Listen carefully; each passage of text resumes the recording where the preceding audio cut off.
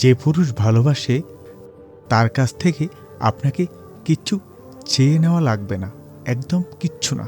সে আপনার ভয়েস কিংবা মেসেজের লেখার ধরন দেখেই বুঝতে পারবে আপনার মন ভালো কি খারাপ।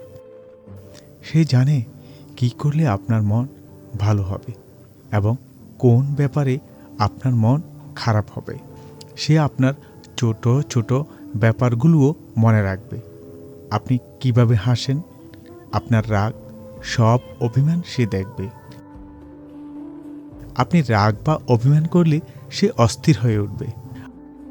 আপনার কোনো পরিবর্তন আসলে সহজে সেই বুঝে যাবে। আপনাকে তার থেকে কিচ্ছু চেয়ে নেওয়া লাগবে না, কারণ পুরুষ তার শখের নারীকে সবচেয়ে বেশি ভালোবাসে।